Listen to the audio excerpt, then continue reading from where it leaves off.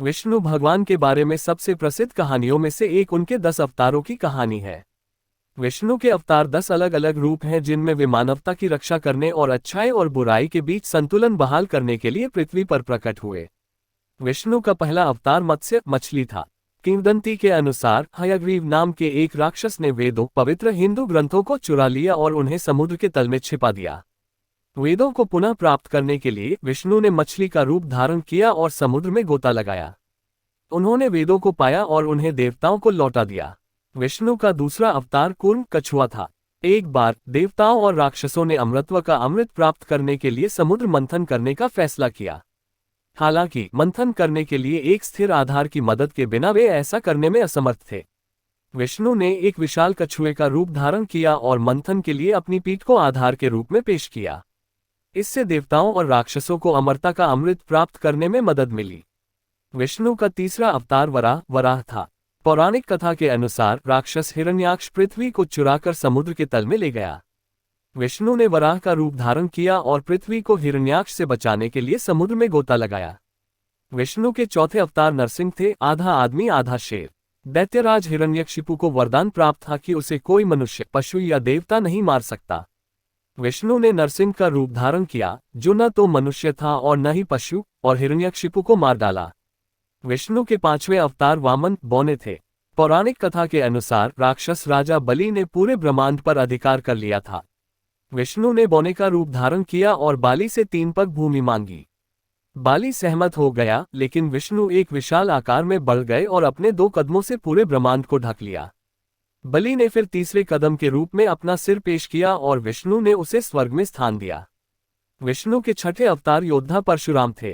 किंवदंती के अनुसार योद्धा वर्ग अभिमानी और दमनकारी हो गया था और दुनिया ने विष्णु से हस्तक्षेप करने के लिए कहा।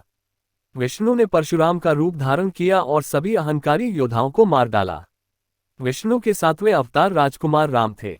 राम की कहानी महाकाव्य रामायण का विषय है। राम अयोध्या के राजकुमार थे और उन्हें 14 वर्ष के लिए वनवास दिया गया था। उनकी पत्नी सीता का राक्षस राजा रावण द्वारा अपहरण कर लिया गया था और राम ने वानर देवता हनुमान की मदद से उन्हें बचाया और रावण को मार डाला।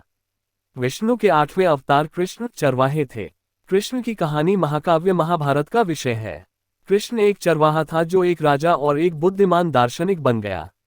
उन्होंने कुरुक्षेत्र युद्ध में पांडवों को उनके चचेरे भाइयों कौरवों के खिलाफ लड़ाई जीतने में मदद की। विष्णु के 9वें अवतार बुद्ध हैं। इस अवतार को विवादास्पद माना जाता है क्योंकि बुद्ध को पारंपरिक रूप से हिंदू धर्म में देवता नहीं माना जाता है।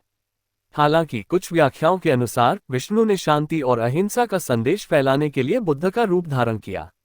विष्णु के 10वें अवतार कल्कि हैं, जिनका आना अभी बाकी है। किंवदंती के अनुसार कल्कि कलियुग के अंत में प्रकट होंगे, जो वर्तमान अंधकार और अराजकता का युग है, आदेश को बहाल करने और शांति और ज्ञान के एक नए युग की शुरुआत करने के लिए। 10 अवतारों के अलावा विष्णु भगवान की उनसे जुड़ी कई अन्य कहानियां और किंवदंतियां हैं। सबसे प्रसिद्ध में से एक उनकी पत्नी लक्ष्मी की कहानी है। लक्ष्मी धन और समृद्धि की देवी हैं और विष्णु की पत्नी मानी जाती हैं।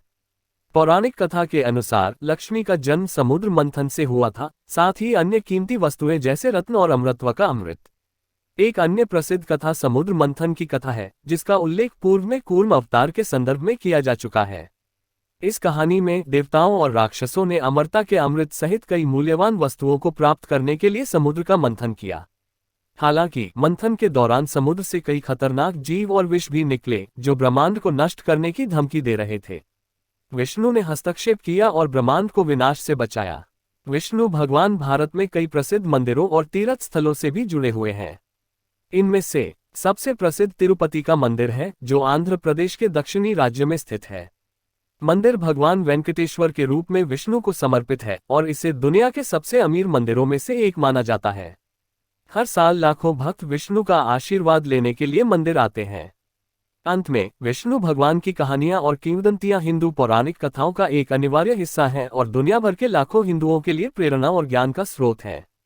विष्णु संरक्षण और संतुलन के प्रतीक हैं और उनकी कहानियां हमें हमारे जीवन और हमारे आसपास की दुनिया में सद्भाव और व्यवस्था बनाए रखने के महत्व की याद दिलाती हैं। विष्णु भगवान की कहानियां केवल हिंदू पौराणिक कथाओं तक ही सीमित नहीं है, बल्कि दक्षिण और दक्षिण पूर्व एशिया में अन्य धर्मों और संस्कृतियों को भी प्रभावित किया है। उदाहरण के लिए कंबोडिया के खमेर साम्राज्य ने विष्णु को समर्पित कई भव्य मंदिरों का निर्माण किया, जैसे अंकोर वॉट, जिसे मानव इतिहास में सबसे बड़ी वास्तुशिल्प उपलब्धियों में से एक माना जाता है। इसके अलावा विष्णु जैन और बौद्धों द्वारा भी पूजनीय हैं, जो उन्हें अपने देवताओं में से एक मानते हैं। जैन धर्म में विष्णु को ब्रह्मांड का रक्षक और धर्म का समर्थक माना जाता है, जबकि बौद्ध धर्म में उन्हें एक प्रबुद्ध व्यक्ति के रूप में देखा जाता है जिन्होंने करुणा और अहिंसा के संदेश को फैलाने में मदद की। विष्णु भगवान की कहानियां आज भी प्रासंगिक बनी हुई हैं और उनकी शिक्षाओं का समकालीन समाज के लिए गहरा प्रभाव है। संतुलन और संरक्षण की अवधारणा, जो विष्णु के चरित्र के केंद्र में है, आज की दुनिया में विशेष रूप से प्रासंगिक है, जहां पर्यावरणीय गिरावट, राजनीतिक उथल-पुथल और सामाजिक अन्याय व्याप्त है। उदाहरण के लिए कूर्म अवतार की कहानी को पर्यावरण संरक्षण और सुरक्षा के रूपक के रूप में देखा जा सकता है। कूर्म अवतार ने पृथ्वी को समुद्र की गहराई से बचाया, ठीक वैसे ही जैसे हमें अपने ग्रह को जलवायु परिवर्तन और प्रदूषण के कहर से बचाने की जरूरत है। इसी तरह अहिंसा और करुणा का संदेश, जो बुद्ध अवतार में सन्निहित है, कि आज की दुनिया में महत्वपूर्ण प्रासंगिकता है, जहां संघर्ष और हिंसा प्रचलित है। बुद्ध की शिक्षाएं हमें सहानुभूति, क्षमा और आंतरिक शांति के महत्व की याद दिलाती हैं, जो एक अधिक सामंजस्यपूर्ण और न्यायपूर्ण समाज बनाने के लिए आवश्यक है। अंत में विष्णु भगवान की कहानियां केवल प्राचीन मिथक नहीं हैं, बल्कि मानवता के लिए गहन ज्ञान और प्रेरणा का स्रोत हैं। वे संतुलन बनाए रखने, पर्यावरण की रक्षा करने, सामाजिक न्याय को बढ़ावा देने और आंतरिक शांति की खेती करने में मूल्यवान सबक प्रदान करते हैं। जैसे जैसे हम आधुनिक जीवन की जटिलताओं पर नेविगेट करते हैं, विष्णु भगवान की कहानियां एक मार्गदर्शक प्रकाश के रूप में काम कर सकती हैं, जिससे हमें और अधिक सार्थक, दयालु और पूर्ण जीवन जीने में मदद मिलती है। इसके अलावा धर्म की अवधारणा, जो हिंदू धर्म के केंद्र में है और विष्णु के अवतारों में सन्निहित है, के समकालीन समाज के लिए महत्वपूर्ण निहितार्थ हैं। धर्म ब्रह्मांडीय कानून को संदर्भित करता है, जो ब्रह्मांड को नियंत्रित करता है और आदेश और संतुलन को बनाए रखता है। इसका अक्सर धार्मिकता या कर्तव्य के रूप में अनुवाद किया जाता है और इसे हिंदू धर्म में नैतिक और नैतिक व्यवहार की नींव माना जाता है। माना जाता है कि विष्णु के अवतार धर्म को बनाए रखने और ब्रह्मांड को अराजकता और विनाश से बचाने के लिए पैदा हुए हैं। आज की दुनिया में, जहां नैतिक और नैतिक मूल्यों से अक्सर समझौता किया जाता है, धर्म की अवधारणा नैतिक निर्णय लेने और जिम्मेदार व्यवहार के लिए एक रूपरेखा प्रदान कर सकती है। इसके अलावा विष्णु भगवान की कहानियां हमें भक्ति और समर्पण के महत्व को भी सिखाती हैं। प्रहलाद की भक्ति, युवा राजकुमार जिसने अपने पिता से उत्पीड़न का सामना करने के बावजूद विष्णु में अपनी आस्था को त्यागने से इनकार कर दिया, हमें अपनी मान्यताओं के लिए खड़े होने और अपने मूल्यों के प्रति सच्चे रहने का महत्व सिखाता है। अंत में विष्णु भगवान की कहानियां ज्ञान और प्रेरणा का खजाना है, जो दुनिया भर के लाखों लोगों को प्रेरित करती रहती हैं। वे संतुलन बनाए रखने, पर्यावरण की रक्षा करने, सामाजिक न्याय को बढ़ावा देने, आंतरिक शांति की खेती करने, धर्म को बनाए रखने और भक्ति और समर्पण का अभ्यास करने में मूल्यवान सबक प्रदान करते हैं।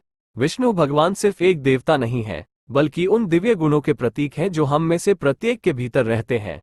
विष्णु के अवतारों में सन्निहित गुणों का अनुकरण करके हम अधिक सार्थक, पूर्ण और पुण्य जीवन जी सकते हैं और अपने और आने वाली पीढ़ियों के लिए एक बेहतर दुनिया में योगदान कर सकते हैं। इसी तरह युवा राजकुमार ध्रुव की कहानी, जिसने विष्णु की कृपा पाने और सितारा बनने के लिए वर्षों तक तपस्या की, हमें अपने लक्ष्यों को प्राप्त करने के लिए दृढ़ता और दृढ़ संकल्प के महत्व को सिखाती है।